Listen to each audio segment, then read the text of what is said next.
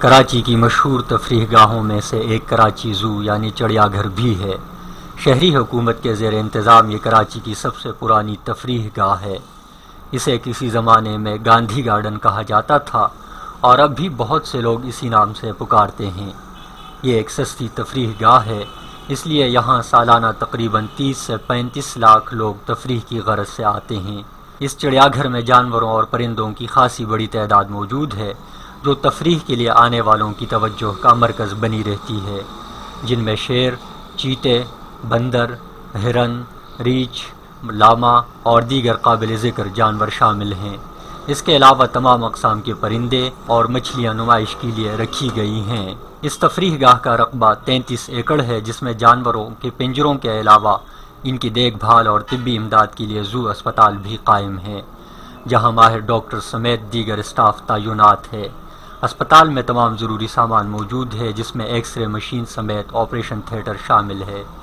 یوں تو جانور ہر طرح کی موسمی تبدیلیوں کا مقابلہ کرنے کی قدرتی صلاحیت رکھتے ہیں، لیکن ان کی بیماری کی اصل وجہ لوگوں کی جانب سے جانوروں کو طرح طرح کی چیزیں کھلانا ہے۔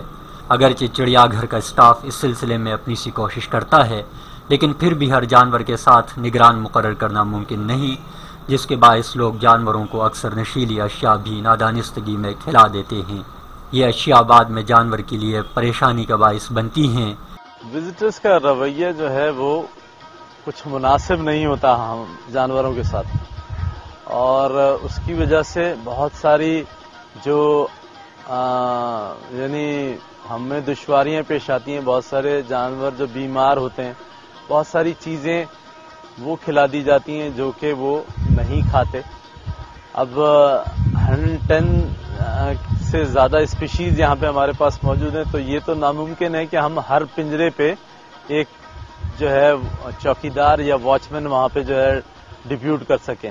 تفریح گاہیں عوام کے لیے ہیں اور کراچی کا چڑیا گھر ایک عوامی تفریح گاہ ہے۔